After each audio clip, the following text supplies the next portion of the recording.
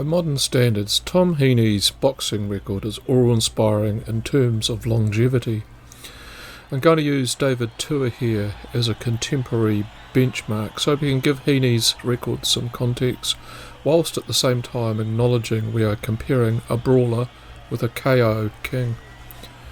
Tua's busiest year as a pro was in 1998 when he fought 5 times, but on average, and taking in the fact he only hopped in the ring once between 2003 and 2004, it was 2.5 fights on average per year. In total, Tua spent a respectable 391 rounds on the canvas. By comparison, Tom Heeney went 789 rounds over his career. 7 times he went 20 rounds. That's right, 20 3-minute rounds. In 1927, Heaney fought 7 times. Within a 9-week period of that year, he was in the thick of it 3 times. Heaney's sobriquet, the Rock from Down Under, was well attributed. He was a promoter's dream. Not only was he always up for the fight, he was a brawler, and the fans loved him in and out of the ring. If his name was on the card, the punters knew, win or lose, he would give it 100. His other nickname was Honest Tom because of his fighting spirit he exhibited inside the ring. Honesty and boxing are historically not words that sit well together. A century ago, New Zealand entered what would be termed the golden decade for boxing. The 20s were when boxing was an incredibly popular sport. Boxers were household names. Globally, only football was more popular. Radio commentaries were glued to. New Zealand's first ever gold medalist was a boxer, Ted Morgan, welterweight champ at the Amsterdam Games in 1928. In the same period, New Zealand had its first challenger for the heavyweight championship of the world. And before I get scolded for forgetting this chap, I haven't. Boxing aficionados outside New Zealand don't regard Bob Fitzsimmons as a New Zealander. With good reason. He was born in England and arrived in New Zealand aged 10, spent the next decade in New Zealand, then boxed professionally entirely overseas. And when he became world champion, he was an American citizen. No correspondence on this will be entered into. Heaney, in comparison, was a home-grown lad, going from the bright lights of Gisborne to the brighter lights of Australia, South Africa, England, and ultimately the States, where he fought the bulk of his fights. Unquestionably, Heaney was the best-known Kiwi on the planet in the 1920s. If you want to learn more about his life outside this video, there's a brilliantly named and scripted biography on Heaney on your screen right now. Heaney is best known for that 1928 heavyweight fight against Gene Tunney. By then he had been fighting around the globe for 4 years.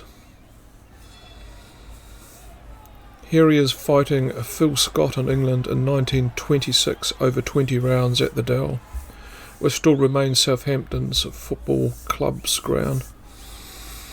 When challenging for the ultimate prize, he entered the ring adorned in a Maori cloak. Let's get ready to rumble and see what happened. Gene Tunney, world's heavyweight champion, defends his title against Tom Heeney of New Zealand in a scheduled 15-round bout. We're in round 1.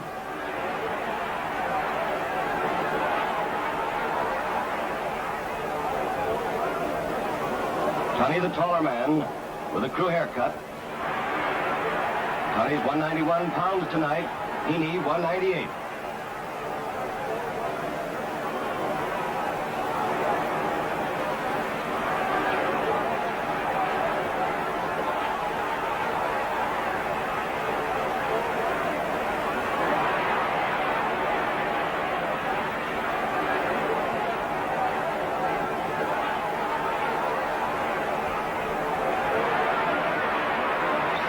60,000 fans here at Yankee Stadium tonight. Even though Tunney beat the great Jack Dempsey 9 months before for the second time, many fight fans still think Tunney is not of championship caliber. He's got to beat Heaney to prove himself.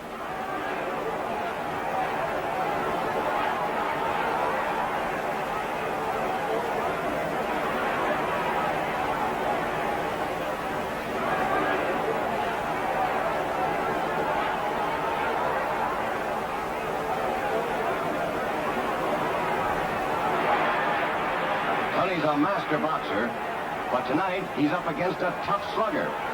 Heaney is really rugged. They call him the Hard Rock from down under.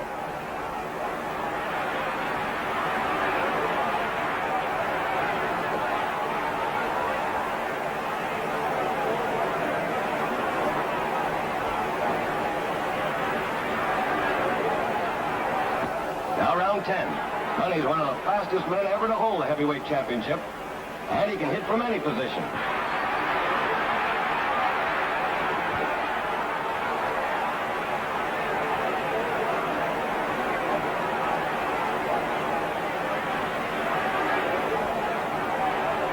He's hurt. He's down, but the bell saves him. Now let's take a better look at Heaney's knockdown. 2 fast jabs and a right cross find their mark.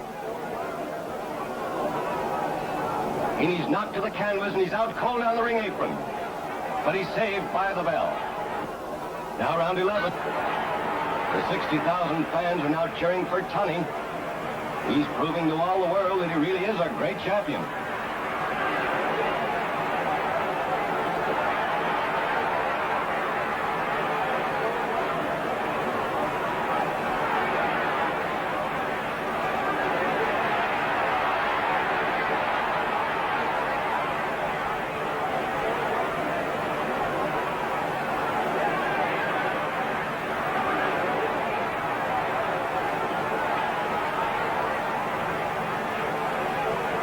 Heaney's eye bleeding again, and he's badly tired, badly punished, but he's got plenty of heart.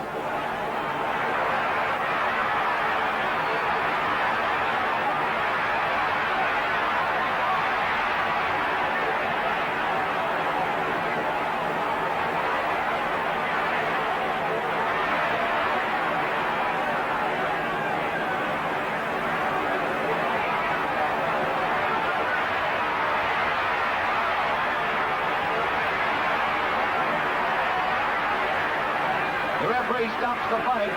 It's all over.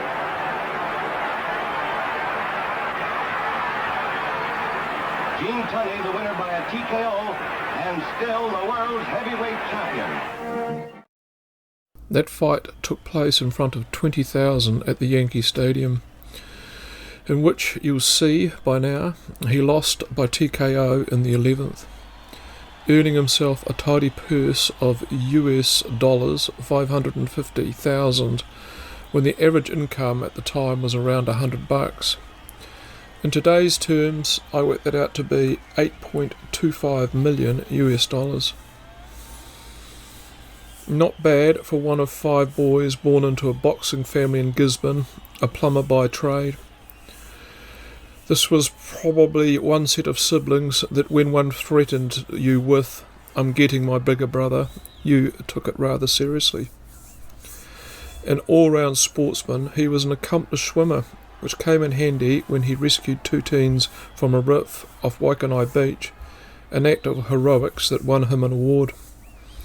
If that wasn't enough sporting credentials, Heaney played provincial rugby. He played against the touring South African Springboks as part of the combined Hawke's Bay Poverty Bay team.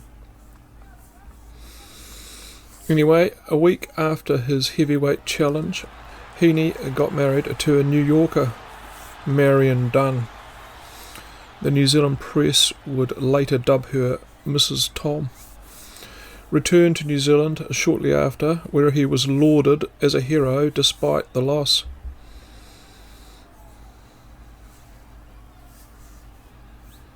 And the Prime Minister held a reception in the Wellington Town Hall, along with all the other donating politicians. And this is him meeting up in Gisborne with George Napier. Heaney went on to fight for 6 more years, hopping in the ring in 1931 with another one of boxing's all-time greats, Max Baer. This one wasn't pretty.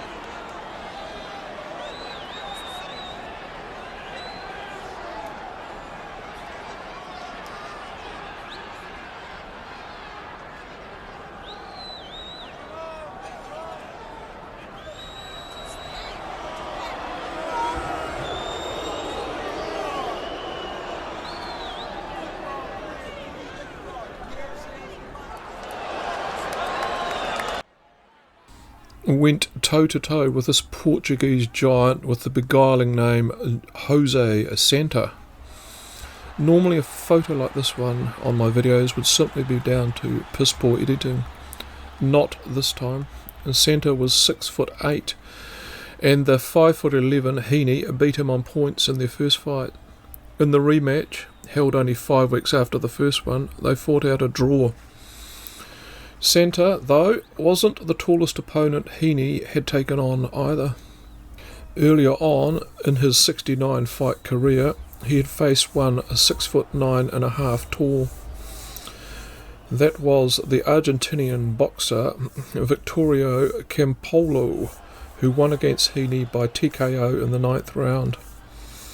That picture you see was taken shortly after the ref pulled stumps. What does one do when you retire at 35? Start a swanky bar in Miami is what he did, where he lived out the rest of his life, never having children. Was a drinking buddy of Ernest Hemingway. In drinking terms, that was a heavyweight bout in a different sphere. Hemingway's favourite tipple in Tom's Bar was gin and coconut water. Even in later life, Heaney was an imposing man. When he told you to get out of my pub, I gather most sensible punters took heed.